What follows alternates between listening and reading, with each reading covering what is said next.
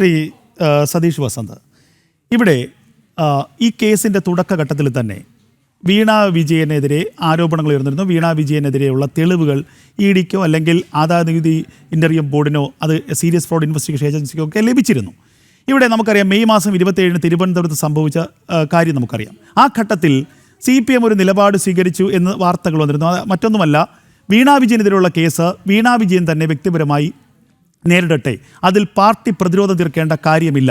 ഇപ്പോൾ ഇതാ CPMൻ്റെ മുഖ്യമന്ത്രി അല്ലെങ്കിൽ ഇപ്പോൾ പ്രതിപക്ഷ നേതാവായിരിക്കുന്ന പിണറായി വിജയനിലേക്ക് ഈ കേസിൻ്റെ ലിങ്ക് എത്തുകയാണ്. പിണറായി വിജയനുമായിട്ടുള്ള ബന്ധത്തിൻ്റെ അടിസ്ഥാനത്തിലാണ് താൻ പണം കൊടുത്തതെന്ന വളരെ ഗൗരവമുള്ള ഒരു മൊഴി ശശിധരൻ കർത്ത നൽകിയിരിക്കുന്നു. സ്വാഭാവികമായും കള്ളപ്പണ വിനിമയങ്ങളിൽ അല്ലെങ്കിൽ കള്ളപ്പണ ഇടപാട് കേസുകളിൽ നേരിട്ടോ അല്ലാതെയോ ഉള്ള പങ്കാളിത്തം പോലും പരിശോധിക്കപ്പെടാനുള്ള സാഹചര്യമുണ്ട് എന്നുള്ളത് അങ്ങേരൊക്കെ അറിയാം. അപ്പോൾ ഇനി ഈ പറയുന്ന കേസിൽ പിണറായിയെ പൂർണ്ണമായും തള്ളുമോ, പാർട്ടി കൊള്ളുമോ? നോക്കൂ, ഇതിൽ അമ്പാടി ഒരു കേസെന്ന് പറയുന്നത് ഇത് എത്ര കാലം കൊണ്ട് തുടങ്ങിയതാണ്. ഇത് അദ്ദേഹം ഓരോ ഇലക്ഷൻ വരുമ്പോഴത്തേക്ക് ഈ ED പൊങ്ങും, സ്വപ്പ കഴിയുമ്പോൾ താങ്ങും. ഇത് ഇവിടെ മാത്രമല്ല എന്നൊക്കെ ഇന്ത്യയിലൊട്ടാകെ എല്ലാ സംസ്ഥാനത്തെയും ഇതുപോലെ തന്നെ. നോക്കൂ, ഇത് നേരത്തെ പറഞ്ഞുകൊണ്ടിരുന്നത് ഇത് പിണറായി വിജയനിലേക്ക് അവസാനം എത്തുമെന്ന് എല്ലാവർക്കും അറിയാം. കാര്യം ആ ഒരു സമാന രീതിയിലാണ് EDയുടെ പോക്കൊക്കെ. ഞാനിത് പറയുന്നത് ഇപ്പം വീണ വിജയൻ അങ്ങനെ തെറ്റ് ചെയ്തിട്ടുണ്ടെങ്കിൽ നിങ്ങൾ പോകുന്ന ശിക്ഷിക്കുന്നേ. ശ്രീ അഡ്വക്കേറ്റ് സതീഷ് വസന്ത്, അങ്ങ് പറഞ്ഞു വന്നത് കൃത്യമായി എനിക്ക് മനസ്സിലായി. ഈ തെറ്റ് ചെയ്തിട്ടുണ്ടെങ്കിൽ വീണ വിജയൻ ശിക്ഷിക്കപ്പെടണമെന്നുള്ളതാണ് പാർട്ടിയുടെ നയം. ഞാൻ ചോദിക്കുന്നത്, ഒരു ഘട്ടത്തിൽ ഈ വീട്ടിലേക്ക് എത്തിയ ED ഉദ്യോഗസ്ഥരെ ആക്രമിക്കുന്നു. അതിനുശേഷം അന്ന് ജയിലഴിക്കുള്ളിലായിട്ടുള്ള ആ ആളുകളൊന്നും തന്നെ, പാർട്ടി പ്രവർത്തകരൊന്നും തന്നെ ഇത്രയും ദിവസമായിട്ട് പുറത്തിറങ്ങാൻ കഴിഞ്ഞിട്ടില്ല. ഒരാൾക്ക് മാത്രമാണ് ഒരു താൽക്കാലിക ജാമ്യം നൽകിയത്. അപ്പോൾ ആ ഘട്ടത്തിൽ വീണ വിജയൻ തെറ്റ് ചെയ്തിട്ടുണ്ടെങ്കിൽ വീണ വിജയൻ നേരിട്ടെ എന്നൊരു നിലപാട് പാർട്ടി സ്വീകരിച്ചിരുന്നോ? ഇപ്പോൾ ആ നിലപാടിൽ നിന്ന് പിണറായി കൂടി ഇതിലേക്ക് ഉൾപ്പെടുന്ന ഘട്ടം എത്തുമ്പോൾ ആ നിലപാട് മാറിയോ? നോക്കൂ, അമ്പാടി വേറൊരു കേസെന്ന് പറയുന്നത് അത് പിണറായി വിജയനിലേക്ക് എത്താൻ വേണ്ടിയല്ലേ ഇവരെല്ലാം ശ്രമിച്ചുകൊണ്ടിരുന്നതെന്നേ. ഇത് കാലാകാലങ്ങളിൽ പിണറായി വിജയൻ്റെ അടുത്തത് നോക്കൂ, ഈ സ്വപ്ന സുരേഷ് ഇവിടെ ഈ ബൈബിളിൽ സ്വർണം കടത്തിയെന്നും അതുപോലെ തന്നെ ഈ ബിരിയാണി ചെമ്പിൽ കലർത്തുന്നു, ഇതൊക്കെ പറഞ്ഞിട്ടുള്ള ആൾക്കാരല്ലേ ഇവിടെ ജനങ്ങൾ. ആ ആൾക്കാരല്ലേ ഈ EDയുടെ കാര്യം. ഇപ്പോൾ ED എന്ന് പറയുന്നത് എല്ലാ സ്ഥലത്തും എങ്ങനെയാണ്, അവർക്ക് പ്രതിരോധം ചെയ്യുന്ന BJPക്ക് പ്രതിരോധം ചെയ്യുന്ന ആൾക്കാർക്കിടയിലായിട്ട് ED ആയിരുന്നാലും ഇൻകം ടാക്സ് ആയിരുന്നാലും ബാക്കിയുള്ള കേന്ദ്ര സേനകൾ കംപ്ലീറ്റും അതിനെതിരായിട്ട് നിൽക്കും. ഞാൻ ഒരു കാര്യം നിങ്ങൾക്ക് ഒരു വ്യക്തമായിട്ട് ഇപ്പം കർത്ത പറയാണ് ശ്രീ പിണറായി വിജയനെ കണ്ടുകൊണ്ടാണ് അദ്ദേഹം ഈ പൈസ കൊടുത്തെന്നല്ലേ പറയുന്നത് മൊഴി. തീർച്ചയായിട്ടും ശരി, എന്ത് കാര്യമാണ് അദ്ദേഹത്തിന് നേടിയത് അത് പറയണ്ടേ? ഇപ്പം ഞാൻ അമ്പാടിക്ക് കുറച്ച് അല്ലെങ്കിൽ അമ്പാടിയുടെ മകന് പൈസ കൊടുക്കണം, അമ്പാടി ഇവിടെ ന്യൂസ് വായിക്കുന്നതുകൊണ്ടാണ് തരണമെന്ന് ഞാൻ പറഞ്ഞു കഴിഞ്ഞാൽ എന്ത് നേടാൻ വേണ്ടിയാണിത് തരണമെന്ന് പറയണ്ടേ? എന്ത് നേടി? പക്ഷെ അതല്ല, നമ്മൾ കോടതികളിൽ വരുമ്പോഴത്തേക്ക് ഒരു അഡ്വക്കേറ്റ് നിലയിൽ ഞാൻ ചോദിക്കുന്ന ഒരു ചോദ്യം ഇതായിരിക്കും. നമ്മൾ ഈ തൊങ്ങലും വെങ്ങലും ചെയ്യാൻ പറ്റൂല. ഇത്രയും ദിവസം കർത്ത പറഞ്ഞിട്ടില്ലായിരുന്നല്ലോ ഇത് പിണറായി വിജയനെ കണ്ടുകൊണ്ടാണ് ഈ പൈസ കൊടുത്തത്. ചോദിച്ച ചോദ്യത്തിന് ഉത്തരം ഞാൻ പറഞ്ഞു തരാം. ഇതായിരുന്നു നേരത്തെ കോൺഗ്രസ് നേതാക്കൾ ഉന്നയിച്ചത് ഒരു ആരോപണം. മറ്റൊന്നുമായിരുന്നില്ല. തോട്ടപ്പള്ളിയിലെ പൊഴിമുറിക്കലുമായി ബന്ധപ്പെട്ട് 2017 ദുരന്ത നിവാരണ അതോറിറ്റിയുടെ തീരുമാനമെന്ന നിലയ്ക്ക് യാതൊരു തരത്തിലുള്ള മുന്നൊരുക്കങ്ങളുമില്ലാതെ അവിടെ പൊഴിമുറിക്കുന്നു. ആ പൊഴിമുറിച്ച ശേഷം അവിടെ നിന്ന് കടത്തിയ മണൽ CMRലേക്ക് പോകുന്നു. അതിന് വിപണി വില കണക്കാക്കിയിട്ടില്ല, അതിനൊരു ടെൻഡർ ക്ഷണിച്ചിട്ടില്ല, അതിവേഗ നടപടി എന്ന നിലയ്ക്ക് അത് പോകുന്നു. ആ പോയ കരിമണൽ പൊതുവിപണിയിൽ കോടിക്കണക്കിന് രൂപ വിലയുള്ള കരിമണലാണ്. പക്ഷേ നിസാര തുക മാത്രമാണ് സർക്കാർ ലഭിച്ചതെന്ന് പറയുന്നു. അതിനുശേഷമുള്ള ഓഡിറ്റ് റിപ്പോർട്ടിൽ അതുവരെ വൻ നഷ്ടത്തിലേക്ക് കൂപ്പുകുത്തിയ CMRL എന്ന കമ്പനി പിന്നീട് 2021 ആകുമ്പോഴേക്കും വലിയ സാമ്പത്തിക ലാഭത്തിലേക്ക് വരികയാണ്. ഇതൊക്കെ കണ്ടുകൊണ്ടായിരിക്കില്ലേ കർത്ത പണം കൊടുത്തത്? നോക്കൂ, ഒരു കമ്പനി ലാഭവും നഷ്ടമൊക്കെ വരുന്നത് അത് അതിൻ്റെ അപ്പോഴത്തുള്ള ആ ബിസിനസ്സിനെ സംബന്ധിച്ചാണ്.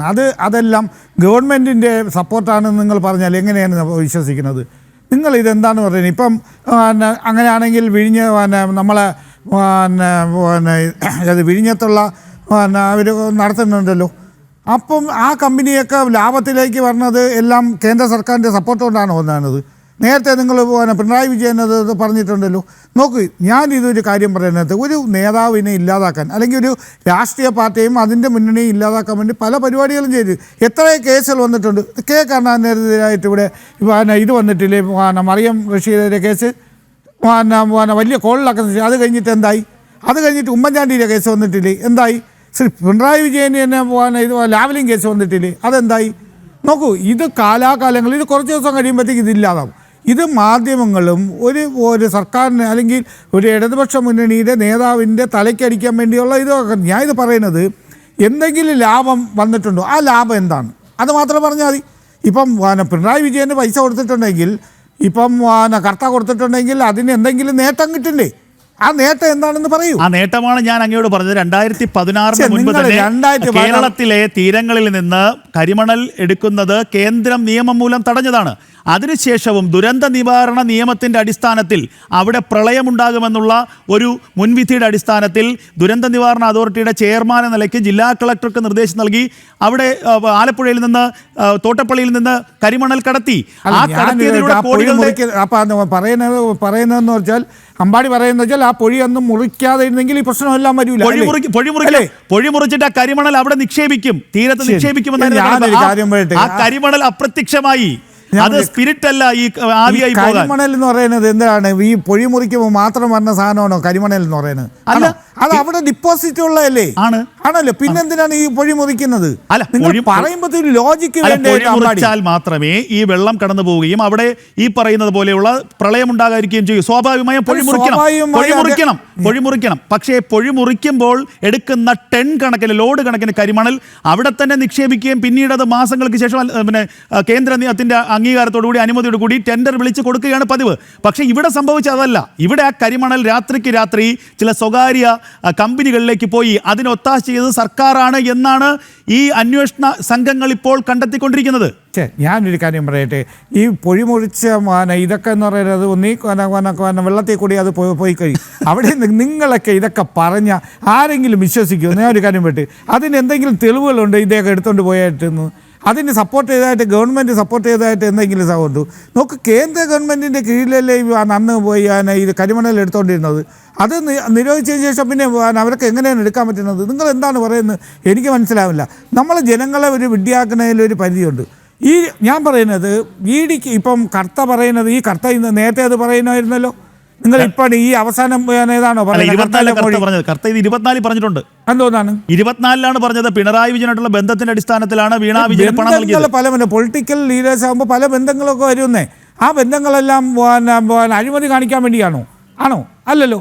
അപ്പം ഞാൻ പറയുന്നത് ഇത് തെളിവുകൾ വേണ്ടേ? നമ്മളൊരു ED ആയിരുന്നാലും ഇപ്പം പിണറായി വിജയനെ ചോദ്യം ചെയ്ത് അദ്ദേഹം ഒളിച്ചോടിയിട്ടില്ലല്ലോ.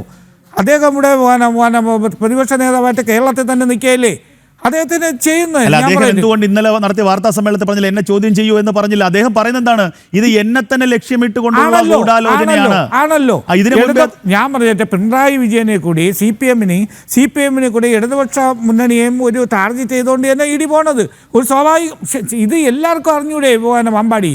ഇതെല്ലാം അതുകൊണ്ടാണ് ജനങ്ങൾ ഇടതുപക്ഷ മുന്നണിയിലൂടെ നിൽക്കുന്നത്. നോക്കൂ, ഈ വിശ്വസിക്കാത്ത കാര്യം അതുകൊണ്ടാണ് ഈ തെരഞ്ഞെടുപ്പിൽ മാരകമായ പരാജയം സംഭവിച്ചത്. അല്ല, അത് വേറെ കാര്യമാണ്. 10 വർഷം ജനങ്ങൾ ഇപ്പം അങ്ങനെയാണെങ്കിൽ ഇന്നലെ കേന്ദ്ര വിദ്യാഭ്യാസ മന്ത്രി ഒരു പാറ്റ എന്നുള്ള സുപ്രീം കോടതിയുടെ ചീഫ് ജസ്റ്റിസ് തന്നെ പരിഹസിച്ച ഒരു കുട്ടികളുണ്ടാക്കിയ ഒരു പ്രക്ഷോഭം നടത്തിയപ്പോഴത്തേക്ക് എന്താണ് വിദ്യാഭ്യാസ മന്ത്രി രാജിവെച്ച കേന്ദ്ര വിദ്യാഭ്യാസ കൃത്യമായിട്ട് പ്രധാനമന്ത്രി മറുപടി പറഞ്ഞിട്ടുണ്ട്. ഞങ്ങൾക്ക് ഈ കുട്ടികളുടെ ഭാവിയെ ഭീകരന്മാർ അതുപോലെ രാജ്യവിരുദ്ധന്മാർ വലിയ പ്രശ്നങ്ങൾ സൃഷ്ടിക്കുമ്പോൾ ഈ കുട്ടികളുടെ ഭാവി അപകടത്തിലാണ്. അതുകൊണ്ട് തീരുമാനമെടുക്കുന്നു. ഞാൻ ഒരു കാര്യം പറ്റേ, കേന്ദ്ര സർക്കാരിനെതിരായിട്ട് ആരെങ്കിലും പോലും ഞങ്ങൾ അതിൽ ഒരു ഇത് കൊണ്ടുവരും. ഒന്നീ മതത്തിനെ കൊണ്ടുവരും, അല്ലെങ്കിൽ തീവ്രവാദം കൊണ്ടുവരും, അല്ലെങ്കിൽ എന്തെങ്കിലും കൊണ്ടുവരും. കാരണം എന്താണ്? അവർക്കെതിരായിട്ട് ഒന്നും ശബ്ദിക്കാൻ പാടില്ല. നോക്കൂ, ഇത് ജനങ്ങളാണെന്നേ. ജനങ്ങൾ ഏത് വലിയ വിഷയമായിരുന്നാലും അതിൻ്റെ മണ്ണ് ഒലിച്ചു പോയാൽ ആ വിഷയമൊന്നും നിൽക്കില്ല. എൻ്റെ നമ്പാടി, നിങ്ങളത് മനസ്സിലാക്കി. സതീഷ് വസന്ത്.